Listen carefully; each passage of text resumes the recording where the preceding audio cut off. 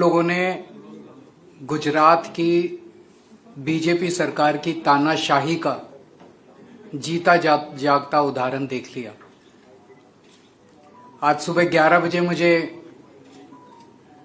गुजरात की राजकोट में जो जेल है, राजकोट की जेल में बंद किसान नेताओं से, किसानों से मिलने के लिए जाना था। मुझे उनसे मिलने के लिए नहीं जाने दिया गया। आप सोच सकते हैं कि इससे बड़ी तानाशाही और क्या हो सकती है। मैं कोई आतंकवादी हूं? मैं कोई क्रिमिनल हूं? और जो लोग जेल में बंद हैं वो लोग किसान हैं, हमारे देश के नागरिक हैं। वो लोग कोई क्रिमिनल नहीं है, वो लोग कोई अपराधी नहीं है।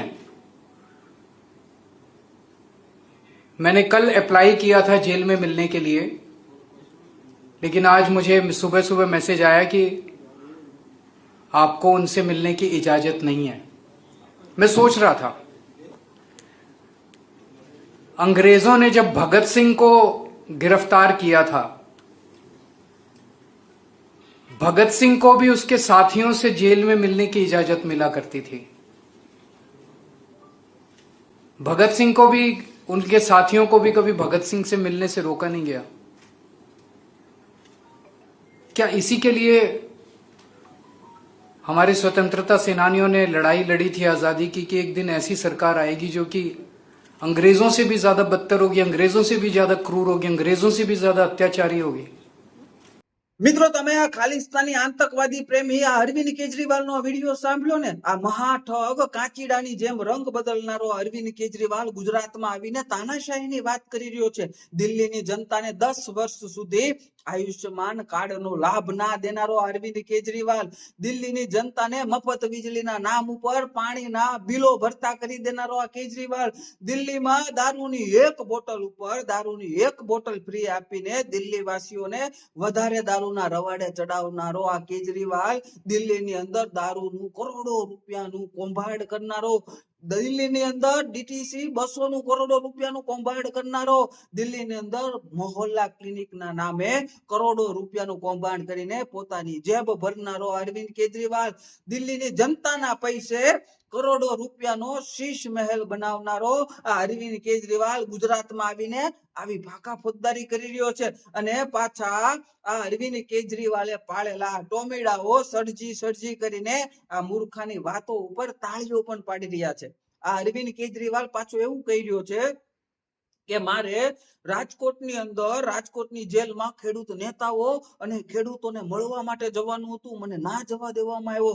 એલા મૂર્ખના સરદાર, આખી ગુજરાતની જનતાને ખબર છે કે એ કોઈ ખેડૂત નેતા નથી, એ તારી આમ આદમી પાર્ટીના નેતાઓ છે। એ કોઈ ખેડૂત નથી, એ તારી આમ આદમી પાર્ટીના કાર્યકરો છે, એ જેલમાં બંધ છે। તું એને મળવા આવ્યો તો ખેડૂતોનું નામ દઈને તું આ ગુજરાતના ખેડૂતો કે ગુજરાતની આ જનતાને મૂર્ખ બનાવવાનો પ્રયાસ ના કર। અને આખી ગુજરાતની જનતા એ પણ જાણે છે કે તારા આમ આદમી પાર્ટીના નેતાઓએ ખેડૂતોના નામ ઉપર, ખેડૂતોના ખંભે બંદૂક ફોડીને આ ષડયંત્રના ભાગ રૂપે બોટાદના હળદર ગામે જે રીતે પોલીસ ઉપર પથ્થરમારો કર્યો હતો, અને એ કેસના કારણે એ બધા તારે આમ આદમી પાર્ટીના નેતાઓ અને કાર્યકર્તાઓ જેલમાં છે।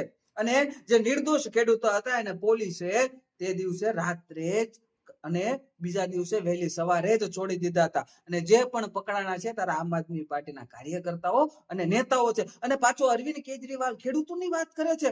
પંજાબની અંદર આમ આદમી પાર્ટીની સરકાર છે, ત્યાંના ખેડૂતો રડી રહ્યા છે, ત્યાંના ખેડૂતોના હાલ બેહાલ થઈ ગયા છે। અને જ્યાં પોતાની આમ આદમી પાર્ટીની સરકાર છે ત્યાં અરવિંદ કેજરીવાલ કઈ કરતો નથી, અને પાછો આ ગુજરાતના ખેડૂતોને મૂર્ખ બનાવવા માટે તેને ગુજરાતમાં આવીને આવી ફાકા ફોજદારી કરે છે।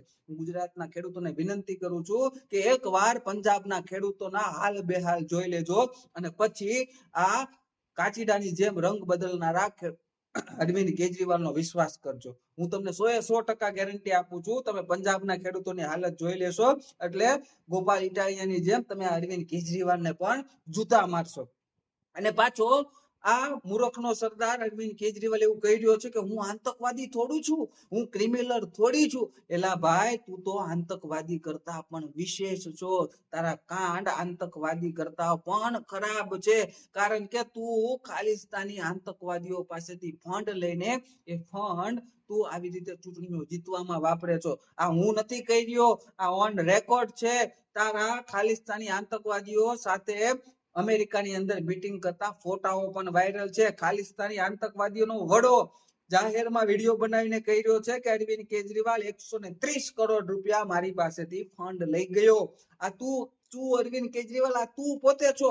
અને તું આ જનતાને મૂર્ખ બનાવવા માટે થઈને આવ્યો છે. અને પાછો કે છે હું અરવિંદ કેજરીવાલ, હું ક્રિમિનલ નથી. એલા તું ખુદ પોતે અરવિંદ કેજરીવાલ અને તારી પોણી કેબિનેટ 6 મહિના જેલમાં રહીને અત્યારે જામીન ઉપર બહાર છો, અને પાછું તું એમ કે છું ક્રિમિનલ નથી. તમે લોકો આ રીતે ખેડૂતોના ખંભે બંદૂક ફોડીને તમે તમારી આમ આદમી પાર્ટીના નેતાઓને આ બધો આખો મોટો વરઘોડો લઈને મળવા જાઓ એટલે ના મળે પરમિશન. ભાઈ, તમે જો હિત માટે થઈને મળવા જતા હો તો વ્યાજબી છે, તમને પરમિશન જરૂરથી મળે. પણ તમે તમારી સ્વાર્થની રાજનીતિ કરવા માટે થઈને, સોશિયલ મીડિયાની અંદર રીલબાજી બનાવવા કરવા માટે થઈને, હીરોગીરી કરવા માટે થઈને તમે આવી રીતે જો જેલમાં મળવા જાવ તો ના મળવા દેવામાં આવે. ભાઈ, ફેક્ટ વાત છે, ના મળવા દેવામાં આવે. એકદમ સીધી અને સટ વાત છે. પાછો આ અરવિંદ કેજરીવાલ જે રીતે ખેડૂતોની વાત ઉપર, ખેડૂતોના નામ ઉપર ગુજરાતમાં આવીને જે રીતે રાજનીતિ કરવા માંગે છે તો આ તદ્દન ખોટી વાત છે. કારણ કે આપણે સમજીએ કે જે રીતે પંજાબમાં ખેડૂતોની હાલત છે, અને જો આમ આદમી પાર્ટીની સરકાર ગુજરાતની અંદર આવે તો ખેડૂતોની હાલત કેવી થાય એ આપણે સમજી લેવાની જરૂર છે. પાછો આ મૂર્ખનો સરદાર એવી વાત કરે છે કે ભગતસિંહને પણ જેલમાં મળવા દેવામાં આવતા હતા, ભગતસિંહને પણ આમ કરવામાં આવતા હતા, ભગતસિંહને પણ તેમ કરવામાં આવતું હતું. તો ભાઈ, વીર ભગતસિંહ છે ને આ દેશ માટે લડ્યા હતા. આ દેશને ખોદી ખાનારા અંગ્રેજો સાથે લડ્યા હતા. અને તું અને તારી પાર્ટી આ દેશને તોડનારા ખાલિસ્તાની આતંકવાદીઓ પાસેથી ફંડ લઈને એ ફંડથી ચૂંટણી લડીને તમે ખાલિસ્તાની આતંકવાદીઓની જી હજુરી કરી રહ્યા છો, એના પગ પકડી રહ્યા છો. અને મૂર્ખાઓ, તમારે વીર ભગતસિંહનું નામ તમારી સાથે જોડીને તમે વીર ભગતસિંહનું નામ ખરાબ કરી રહ્યા છો. તમારું નામ પણ શહીદ વીર ભગતસિંહ નહીં, સાથે શોભે પણ નહીં. તમારે શહીદ વીર ભગતસિંહનું નામ લેતા પણ તમને શરમ આવવી જોઈએ. તમે એટલા તો હલકા છો કે તમારી સાથે આવી મહાન આત્માનું, આવા મહાન વ્યક્તિત્વ એવા ભગતસિંહનું નામ તમારે ક્યારેય ના જોડવું જોઈએ. પણ તમે તો સ્વાર્થની રાજનીતિ કરવા માટે થઈને તમે તમારા સગા પરિવારને આમ આદમી પાર્ટીના નેતાઓ નથી છોડતા, તો પછી આ લોકોને તમે કઈ રીતે છોડવાના? આ છે આમ આદમી પાર્ટીના નેતાઓની અસલી વાસ્તવિકતા, એની માનસિકતા. આમ આદમી પાર્ટીના નેતાઓના અસલી ચહેરાઓ જે વહેલામાં વહેલી તકે ગુજરાતની જનતાએ અને ગુજરાતના ખેડૂતોએ, ગુજરાતના યુવાનોએ સમજી જવાની જરૂર છે. જેટલું વહેલું સમજશો એટલો ફાયદો આપણને થવાનો છે.